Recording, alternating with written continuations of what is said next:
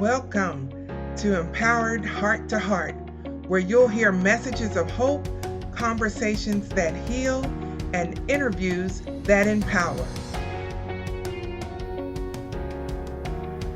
Well, hello, and welcome to another edition of Empowered Heart to Heart. My name is Rhonda Simmons, and I am the founder and CEO of the Simmons Empowerment Foundation. And this is the night we have been waiting for. I am so excited. Woohoo! Yes, I do woohoo. And so I have some wonderful ladies here who have testimonies that you may be able to relate to. And we're going to just have a fireside chat. That's why we called it Empowered Heart to Heart. You want to do this. You want to listen. You want to watch. You want to like, comment, and share this video right now. If you're watching on YouTube, please subscribe to our channel so that you'll be notified every time we add an episode. And so we're here and we've got our ladies here. And let me tell you, they are educated, they are empowered, and they are successful. And I'm not going to testify for them because as the old song used to say, can't nobody tell it like I can. And so no one can tell their story like they can. And so I'm just going to let them introduce themselves. And we'll start with Cynthia. Tell us, of course, well, we see your name, but tell us what you do for a living and how you're successful right now. Okay. I'm a financial management analyst supervisor, and my success is basically just my passion with sharing my story to those that I need to share it with. And I'm a mother of 6. We're a Brady Bunch. Been married for 3 years now, and we will have a soon to be number 12 grandchild. So I'm excited about that. That is fantastic. 6 children, and you're still in your right mind. That's amazing. That is wonderful and happy grandparenthood 12 times over. That is wonderful. Carolyn, tell us about your success and what you're doing right now. Kind of same with Cynthia. Well, I'm a health information management director. Medical records is what people most know that terminology. And married 32 years to my second husband. And we have 6 children. He has 2, I have 2, and we adopted 2. And so, and 12 grandchildren together. So I understand that 12 grandchildren, they are, everybody, who's your favorite mom? Who's your favorite? None of you children is the grandbabies. They're the favorite. So completely understand. So yes, ma'am. Wow. You all have, between you and Cynthia, you've got a whole congregation for a church. Right. Yes, and then not to mention the church kids that I have. I'm very active in the youth with the church, and have several kids at church that I've adopted. So yes. Oh, that is fantastic. Wow. Shirley, what's your story? Tell us, you've got a whole lot going on. Yes, ma'am. Praises Great. be unto God. I'm grateful to even just to be in this space with you all, ladies, on tonight. And so, my name is Shirley Latour. I am a registered nurse, retired registered nurse, retired from the Army with 20 years of service. Thank you for your I service. have. Thank you. I am a divorced mom of 2. I can't touch y'all with the 6 children and 12 grandbabies. My son is 23. He just got married. Bless his heart. And so I can expect those grandbabies, hopefully not soon, but I know they're coming. And a 17-year-old daughter who is a senior in high school. And so I'm so grateful. Again, I am a publisher. I am a best-selling author. I am an officer in the Innovation Black Chamber of Commerce. I'm a radio host and a few other things. So I'm going to leave it at that because I know everyone has something to tell. Wow. I'm just in the midst of greatness. That's wonderful. Ashley, what's your success? Well, y'all are not going to believe this, but I'm actually remarried, and together my husband and I have 6 total. So I'm like, he had 3 girls, I have 3 boys. So combined, we have 6, and then we have 2 dogs. So that is something. It's amazing. But I currently work in healthcare. And then I also am the founder of Financial Haven, and that's a nonprofit that promotes financial literacy in the community. And so that's what I'm currently doing. So I'm excited to be on here today. Well, that is fantastic. Wow, you all have stories. You've reached the pinnacle in your lives. That's just fantastic and amazing. Um, but there's a common thread that you all share, and I'm assuming that's why you signed up and volunteered to be on our program today. Is that at one point in your lives you were teen moms, and so we're here to talk about. First of all, let me just share with our audience that the mission of the Simmons Empowerment Foundation is to have a home for unwed teen moms and to empower them through pre and postnatal health education, job skills training, and coaching. And so our only objective is to help the young ladies decide what are they going to do now. It's not an organization of condemnation or judgment or questions and you would have, could have, should have. We're not there. The only thing I want to know is what's the plan? What are you going to do now and moving forward? And you all are here today because you've proven that it can be done. And so, and I'll just let you all, whoever feels comfortable going first. So, tell us about your home life. What was that like growing up, and did that influence your choices or actions as a teenager? Can I go ahead and chime in with that? Sure. So for me, ironically, I actually come from a Brady Bunch family. There are 6 of us children. So those 6s are running strong here. So growing up, my parents were married for the duration of my upbringing there. They did subsequently divorce afterwards, but my home life was a little bit rocky. I can't complain though. You know, my parents were pastors at one point. I was raised in the church. I've been in church my whole entire life. And so there were some things that I came through that were behind the scenes, if y'all can attest to what I mean by that, you know. And so I learned kind of a double standard, if you will. And so getting out of the house, um, I was the only sibling that ever got married.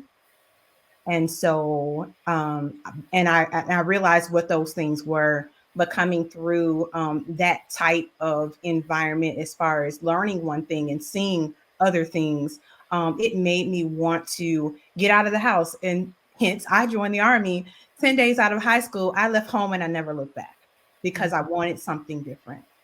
And Wow. so I got pregnant at my first duty station, and I was a world away in Korea. Wow. So that was a total life change very quickly. And something that I needed to grow through. And I felt ashamed. I felt embarrassed. I didn't want to tell my mom, you know, because of how she raised us. And so I didn't want to tell my mom. I felt very alone. First of all, I'm in Korea. I'm a half world away from anyone that I know. And now I got to call home and tell mama, oh, mama, I'm knocked up, you know, by the way, you know, I know you raised me right, but by the way. Right. That's Wow. a little snippet. Wow. Linda, you was right. We do have similar stories. And I am a 21-year Army veteran too. So something about that 21. Yeah. But Thank you for your service as well. thank you. But my home life was good. Both parents, they provided for my siblings and me. And I think that's where I got my good work ethic from. And they were always been supportive of me. And my independency is something that I strive to always push that to my daughter, you know, because she was 29 before she had her first child. But of course, I was 18. It's a difference there. But independency is something that they supported from me, and I encourage that from everyone that I come in contact with, because that'll take you a long way. Absolutely. Mine was a little different. My parents divorced when I was 5, and my dad's been married 4 times. My mom's been married 6 times, and so it was a roller coaster. My upbringing. Not that my parents were bad people; they weren't, and they taught me good work ethic and things like that. But it was had a very wild childhood. I mean, it was pretty much whatever I wanted to do. Me and my mother, at 14, she was taking me to the bar rooms, and we were drinking and partying together and things like that, and I didn't get on any kind of birth control because I wasn't going to get pregnant. It wasn't going to happen to me. I could do whatever I wanted to, and it wasn't going to happen to me. But so it was a completely different, background for me. Wow. Wow. Yeah, I would say for my background, I grew up similar to what Shirley was mentioning. I'm very heavy in the church, went to church quite a bit, and I would say a very strict upbringing. So for me, I think a lot of it happened my senior year, almost time to graduate. It was 18 and had a whole plan. And I think that I was just maybe looking for something else, like, and I don't know if it was an escape or just wanting to spread my wings, but just, could have been more responsible about doing that. So I think that was what happened with me, is just growing up super strict.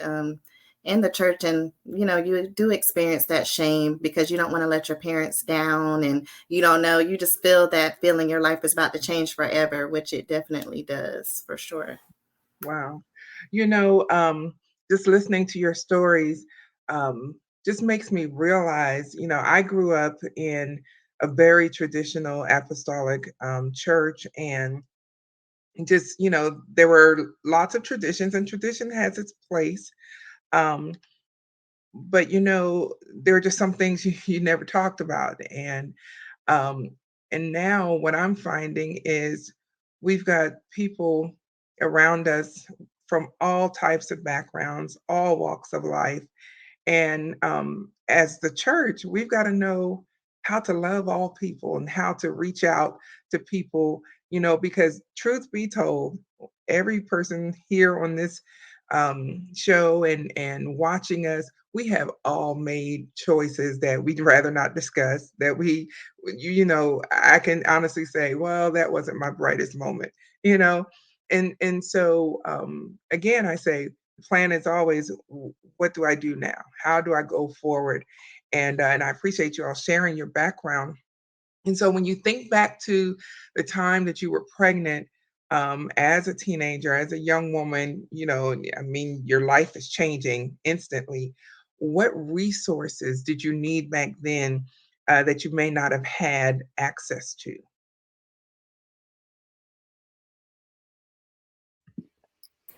Rhonda, I wouldn't say so much it was the resources, but being a senior in high school, it was more of, I didn't have that involvement from my counselors or the administrators there. It seemed like they wanted to see me fail. And part of my story was that I was on a National Honor Society, and when I got pregnant, they said that I didn't have the character of being a member any longer. So now, 30 years later, I know that it's discrimination. So I was kicked out of the National Honor Society, although I was in the top 10 of my class. So I just think I know resources are better now. So they have that services for, from the school administrators now. But back then it was just like, I felt it was hurt. It was hurtful for me.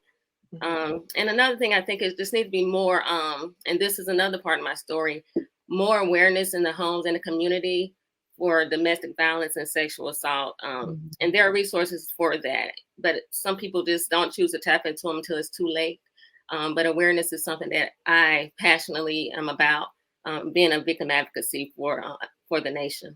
I'm a national credential victim advocate. So that's something that's near and dear to me. Yes, that is amazing. That is amazing that you're doing that kind of work, because people do, operate in fear.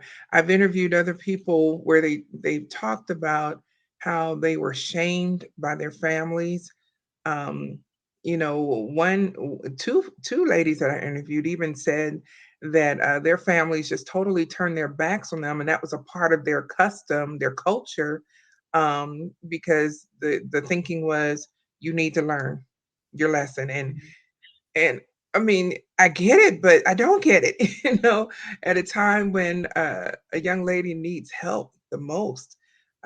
Oh my goodness, I can't imagine. Mhm. Anyone else want to add to that question about access to resources or support systems? Well, for me, and I don't know if it's changed, it probably has. I would hope that it has somewhat. But my story is a little different because I was already in the military, though I was still a teenage mom. Um, so I found out I was pregnant at 18 and I turned 19. I turned 19 May 4th. Mother's Day was a week after that. And I felt different. I knew something was wrong or different because it wasn't nothing wrong. But I felt like something was different. And so being in the military, I want to say I was an E2 at the time when I got pregnant.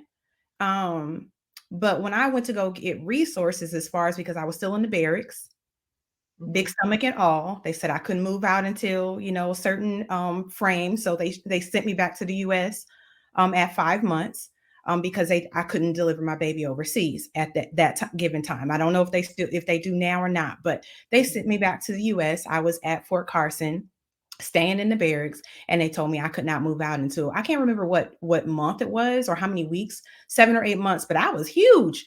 I couldn't turn around in the shower. Wow. you know, I had no room, very small showers and things. And so I had to find a place to live. Mind you, that being my first duty station, I didn't have a car to drive. I didn't have, there was no roof over my head when I got out and all that stuff. I didn't have credit, Mhm. but I had to get out and find my way Wow. because I was pregnant. I couldn't stay in the barracks. And so those resources of those types of things. So when I went to the WIC office, I was trying to qualify for, and I don't even remember what it was. I don't know if it was food stamps or what it was, but they said I made too much. I'm an E2. Oh my goodness. You might as well Wow. say nothing. I wasn't Yeah. making very much a month. I couldn't afford to do certain things, so I had to make strategic decisions. So I was sent to the financial counselor to help me and all that. And so I did get a lot of resources from the military. My NCO was a female, and so my I'll try to say civilian terms. My supervisor was a female, and so she helped me as much as she could. But just letting people know that just because you're in the military, you are not rich, especially when you're first starting out. None of us are, but I had to scrounge around to find my way through because they said I made too much, and so I was just kind of up a creek when my son was born, but I Wow. made it through, and God is good. Yes. Yes, he is. Yes, he is. Ashley, what were some of the biggest challenges you faced? I think the biggest challenges I faced, I think I could have used more encouragement in that time. Just like I said, that stigma from just being raised in the church and, not feeling like you can really go back there at that time. During the time that I found out I was pregnant, I felt like I couldn't go there, just because like my mom, she was like a minister and, she supported me, but I just felt like that shame, like heavy shame. And then I ended up going on to actually get married very young. So then we had no clue what we were doing, as far as education on credit or, finances, just surviving day to day. So I just feel like more encouragement definitely would have got me through it a lot quicker, maybe change some of the decisions that I made. I think that would have been definitely helpful because sometimes all you hear is what you did wrong or, you can't, they felt like at that time I couldn't go back to school. It's like you just have to get rushed into working and, caring for your family. And then you just lose yourself in the process. So I think that would have been helpful. Yeah. Yes, yes. Now, don't get me wrong, I'm all about, um, preventive education and helping young ladies realize that it's okay, to wait and, until you're married, until you're older. I'm all about that. but there's I have a burden in the heart for these teenage girls who, for so many different reasons, it's not just black and white that, oh, you're pregnant because that was your choice. There are girls that are pregnant because the baby they're carrying is actually their sister, by their dad. They were, victims of incest, victims of rape. There are so many different scenarios. And so I'm not even going to try to lump everybody in the same bucket, but we've got to show that compassion and show that love and help these young ladies get past the moment and help them build a life. Carolyn, what type of support system? I heard you talk about, how life was with your mom when you were 14, and how, I think the word you used was wild. That was. Did Mhm. you have did you have any type of support system to rely on back then? Honestly, my grandmother, if it really wasn't for my grandmother, I wouldn't probably have known about prenatal or anything like that. I had lived in a very rural community, and uh, fortunately, with my mother, I lived in a rural community. Unfortunately, I moved in with my dad, and it was a bigger city, and I didn't need as many credits to graduate high school, so I only needed to go until December, and that's what I did. So I only went to high school until December, and I had enough credits to graduate. Otherwise, I probably would not have graduated high school. So, and again, if it hadn't been for my grandmother, I wouldn't have known what prenatal vitamins were, OBGYN, nothing, I mean, I wouldn't have known any of that. My mother's first response was, you're going to get an abortion. And even though I had no religious upbringing at all, just something deep inside me said, no, I'm not. That was like the last recourse. I wasn't even contemplating that. I was going to have my child. And then, like Ashley, after I graduated high school, I moved in with my boyfriend, and we eventually got married. And then 4 months later, I'm pregnant again with my second child. So I had one right at 18 and one right at 19. And so it was like back to back. And so it was really, really hard. I cannot imagine. I cannot imagine. So you had to figure out how to be a wife and a mom Yeah, all at the same exactly. time. Yeah. Wow. And the Yeah. sacrifices that you all had to make, because you were young, you still had, young ideas, and, you wanted to live your life and do your thing. But, it sounds like you all figured out real quick that that's not how that was going to go. Mm-mm. Wow. And so what motivated you all to keep moving forward? You could have been, a statistic, and, where you've just kept having babies and kept having babies. You didn't change. You didn't make a life for yourself. You could have done that. What motivated you to do something different and to move forward? My children, my boys, really. I mean, I didn't want my boys. I mean, I divorced my ex-husband because I did not want them to be like him. I did not want them to grow up and be the man that he was. And they're not. So thank God for that. But I wanted them to see that, I mean, they have seen me work two jobs. I mean, my current husband, after we got married, we were married 2 years, and he got hurt on the job. And so I have been the primary breadwinner in our 32 years of marriage. But my children have seen me work two jobs, put myself through school and get an education, an associate's, a bachelor's. So they know that it's possible. And so anytime they've told me things like, Mom, I can't do that, I said, oh, yes, you can. If Mom has done it and raised 4 kids, and 6 kids, you can do it too. You can do it too. So, you're single now, do it while you're single. And of course, they waited till they got married and all this other kind of stuff. But I said, if you'd have done it when you were single, it would have been easier. But, now they see that. But I did it for my children so they could see anything is possible. There is no limit to what you could do. Absolutely. Absolutely. Cynthia, you look I like you. second that. I mean, not only for my children, but for myself. Some people do things for other people to be proud of them, but I do it for myself. I want to know that I made myself feel proud. for my accomplishments. And I just know that failure was never an option, and I didn't allow that to, keep me in those circumstances. So I do know that I'm proud of myself, and I want my children to know that I'm proud of them, because I owe everything to them. And they are the ones that kept me pushing, like Carolyn said. I didn't stop at that. That's wonderful. That's wonderful. Ashley, what do you think? What motivated you to keep going forward? I would just have to agree. I would have to say it's my kids, because I really don't, I felt like I was trying to find a way out the whole time, but I don't think that it really hit me until I went through a divorce, that first divorce, and I realized it's just me and I had to do something. So, one of the first things was going back to school, because I was like, I literally, can't get much done if I'm not able to, get that out the way and try to strive for a better career, because I realized I'm going to be the primary breadwinner for them. So I was eventually able to go all the way to get my master's degree. So I think that it was just thank you.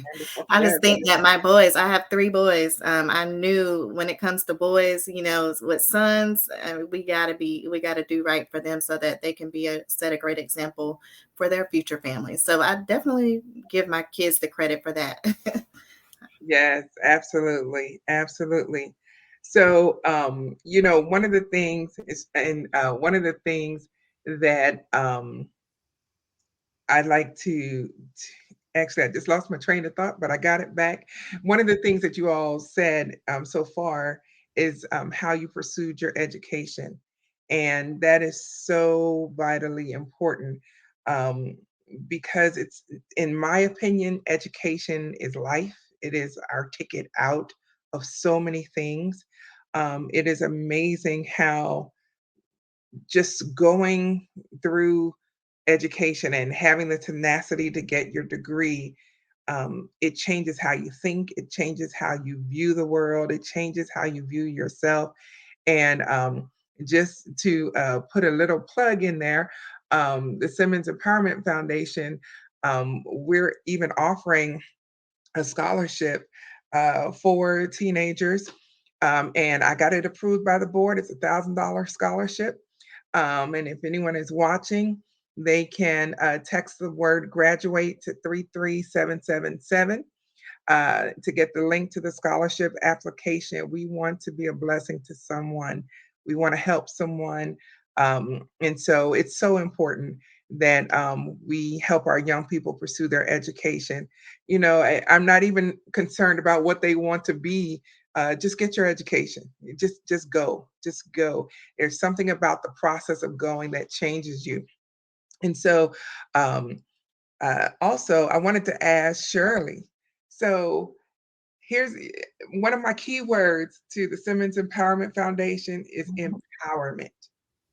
I love that word. It gets me going. I can talk about it, but I'm not going to talk about it. I want you all to talk about, what does empowerment mean to you? Shirley, if you can start us off with that. Yes. Well, for me, empowerment means to give someone else the tools to know that they have it within themselves. God has given us everything we need. He's placed it within us, but we don't all know that. So helping people to know and to feel, to see what's already God-given inside of them, that empowers them to choose a different way. So that's what it means for me. Yes, yes. Someone else, what does empowerment mean to you? I'm a big proponent of empowering women, period.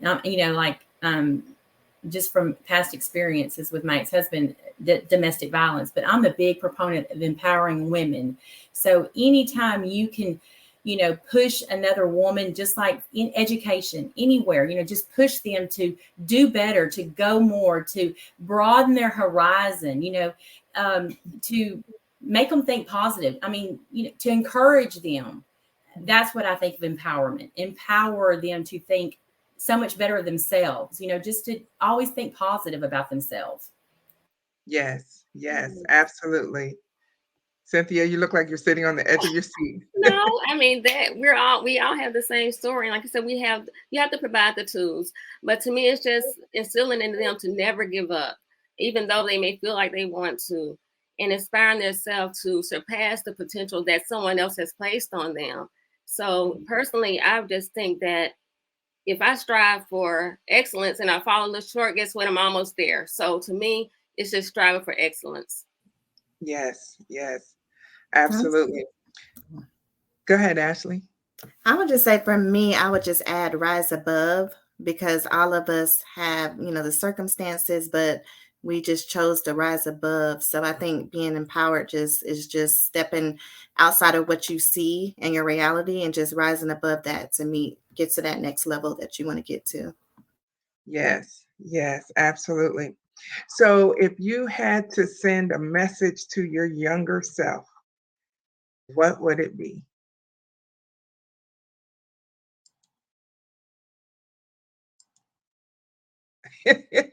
Don't all speak up at once? It kind of piggybacks on what Ashley said, but it's more like don't let your circumstances guide your destination. Let it be a reason to continue to press forward. And just remember that to put yourself first, and we're never alone. Even when we think we are, we're never alone. Absolutely. Absolutely. Someone else, what would you tell your younger self? I guess I'll jump in. I'd probably say, girl, it looks bad now, but one day it's going to get better, and don't stop pushing, don't stop striving, no matter how bad it looks. Yes. Yes. I would say to myself, girl, you are loved. You are loved by God. Don't let anybody shake your faith. Don't let anybody shake you and tell you you are less than, because you are more than a conqueror. Go out and pursue those goals, accomplish, and give love. Give love like you've gotten it from me, the Holy Father. So that's what I would say to myself. Keep on moving. It's okay. Yes. Yes. Carolyn? That's what I would have said too, is that back then I was, I was learning to seek God and didn't really know how to find him. And that's what I would tell myself is that keep seeking, because you're going to find, and you're going to realize that he's got your back, and everything you're going through is all for his glory. So just keep pushing forward. Yes. Yes. And I love the fact that you all found uh, husbands or they found you, who loves you and loves your children. And that's a wonderful thing, because sometimes it seems maybe young ladies will feel like, oh my goodness, no one will ever love me, not just with one child, but with multiple children, and they feel like this is the end of the road, and, they think whatever they think. But you all are sitting here as proof positive that there is life after teen pregnancy and that you can be successful. Another teen mom that I've spoken to, she likes to say that teen pregnancy is not a death sentence. It's not the end of the story. I'm glad about that. Um, and so Carlette, and she just posted on the comments, this is good information, especially the younger single mothers of today, but some don't listen. And that is very true. That is very true. But the only thing that we can do is keep sharing and keep being positive, and having forums like this so that they can see that there's more to life. They can make it and they can be successful. Speaking of success, some of you have businesses, and since we've got this platform, just give us a 30-second overview of what Financial Haven does and how people can be benefited by that. Yes, so Financial Haven is a nonprofit. We promote financial literacy. So our main goal, we host workshops on different financial topics, and then also provide financial counseling for those who are looking to learn about budgeting, paying down debt, work on their credit. And so we're excited for anyone who may need help with those services. Definitely feel free to reach out. Wonderful. Thank you. Thank you. And that's good to know, because there's a scripture in the Bible, and I'm Christian unapologetically so. And so if I refer to scriptures, it just comes to me. But there's a scripture that says, my people perish for lack of knowledge. And, I refuse to die because of my own ignorance. I refuse to be defeated just because I don't know something. So, like I said, education is life. Then we also have ootshadow.org. Is that spelled correctly? Yes, yes. So Okay, what's Oot that? Shadow, yes, it is Out of the Shadows outreach ministry that was started in my time of biggest need while I was married. And so God unctioned me to start that 2 years before my divorce happened.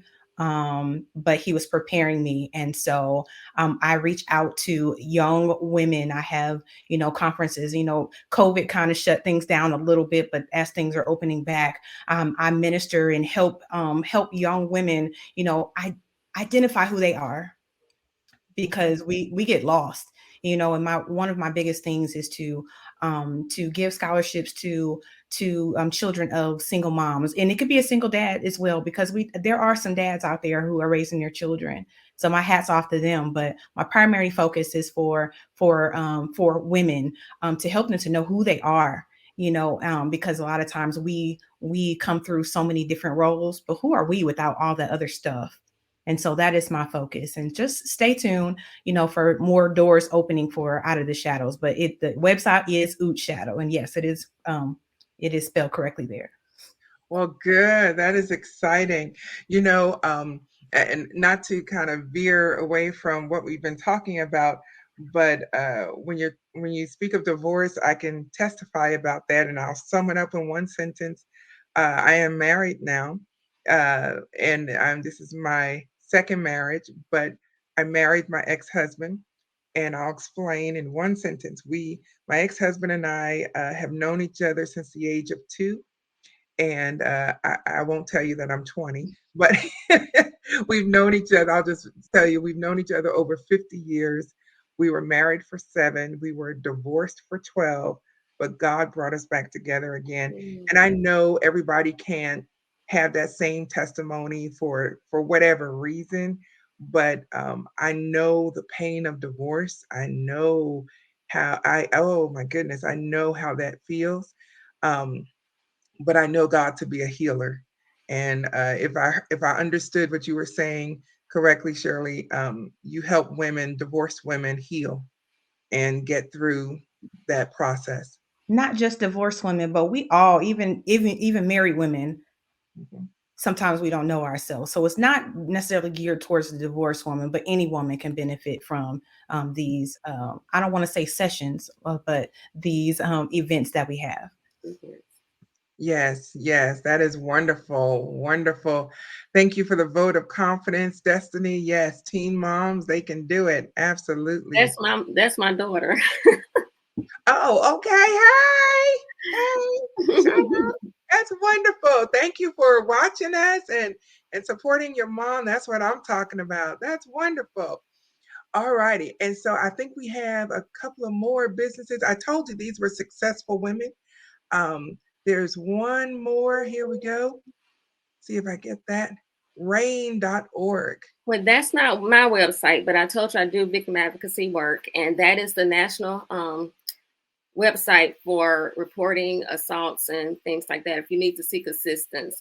And I told you my daughter's on the line, and she does work for Healthy Homes in Harker Heights, and she helped the children, youth, and adults that are going through situations that they need assistance with. Sometimes it's from incident that occurred, but then it's better to be proactive, and that's what we have to get into practice of being proactive instead of reactive.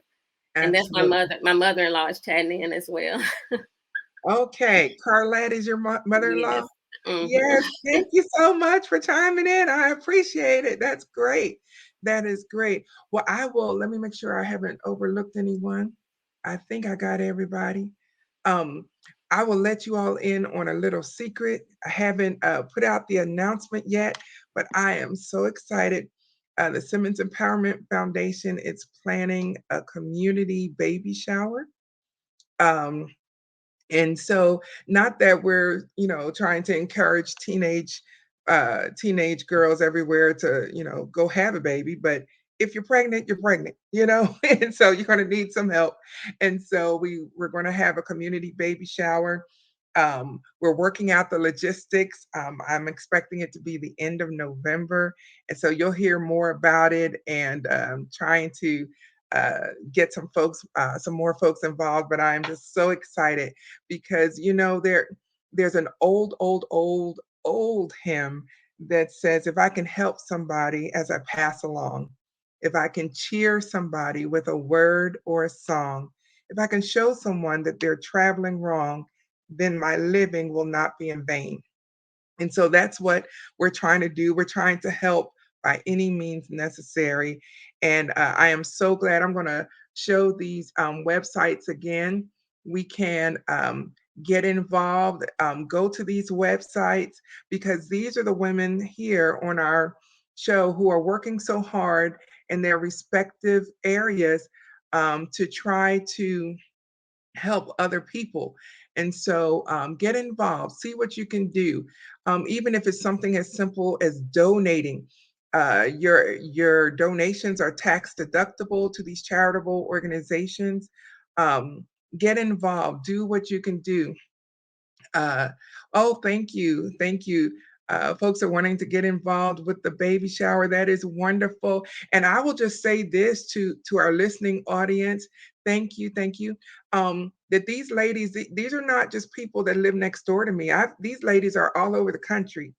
And so it's important that we help. And one thing that the pandemic has taught us, we have figured out ways how to connect and how to get involved.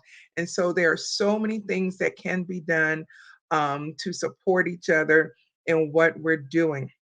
And so as we wrap up our interview, we've been so excited about this build up here. And as we wrap up our interview here, does anyone have any final words or words of advice that you want to give a teen mom or those who support them, because they're just as important too? Any final words?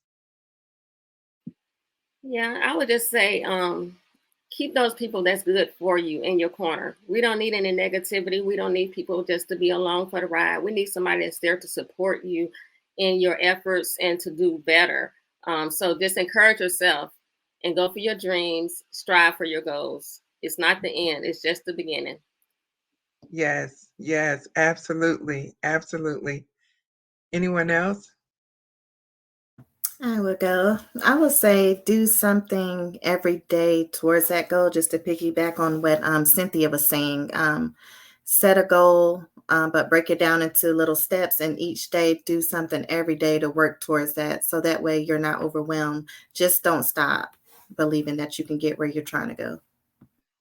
Oh my goodness, I need that advice today. Oh my goodness, because sometimes I can stretch myself so thin and then I'm like, I'm overwhelmed, so I'm not doing anything. And so I like that philosophy, Ashley. That is so important, so important. Um, and so I want to thank you ladies for being here. I don't want to cut anyone else off if you wanted to say something. Yes, don't lose sight of yourself. And if you have, refocus. As Miss Cynthia said, get around positive people, even if it's not your family. There is a world of us out there who are willing to help and to support you in the ways that you need it. So reach out. I'm sure any of us are available, that you can inbox us or what have you, but don't stay silent. Yes. Do not stay silent. Yes, absolutely. And if someone is watching and they're trying to get a hold of any of the ladies here, here is our nonprofits information, our contact information. I can pass along your information to any of these ladies, and they can do whatever they can do to help you or connect you with the right resource. And so let us know. We want to be a blessing. We're here not just to take up space, but we're here to be a blessing to people. And again, one last thing, don't forget about that $1,000 scholarship. I've been trying to give away this $1,000. Well, my baby's a senior, so Okay, all righty.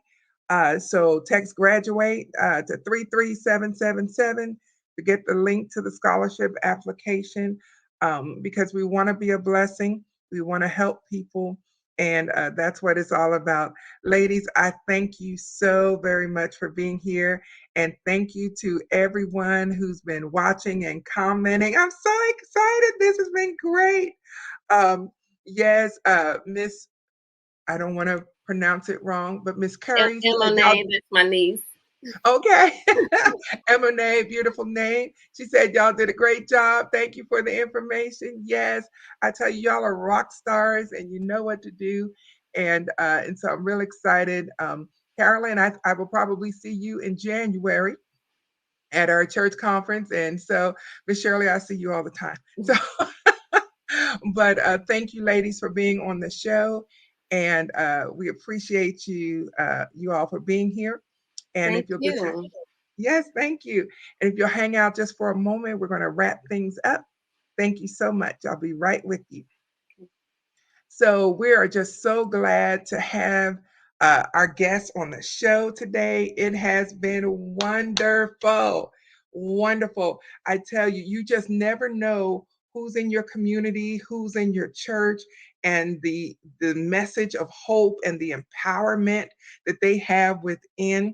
That's why you just can't throw people away. Make sure that you connect with people around you and reach out if you need some help, because there are people here to help you and to guide you along the way. You also don't want to miss 2 weeks from today. We have another panel discussion with 5 other ladies, and these ladies are specifically, they're educators, and we're going to be talking about how to educate the at-risk student, because that is a whole nother passion of mine. I am a certified school principal, and so education is important to me. And so we're going to be talking about how to educate the at-risk student, because they have special needs. They have particular needs that must be met, and we have to figure out how to do that. So thanks again for watching Empowered Heart to Heart. Thanks to those who were commenting along with us and watching. Make sure that you tune in 2 weeks from today to our next big panel discussion, but we're also on our podcast every Friday and on the radio every Saturday. Thank you so much, and I hope you have a great evening.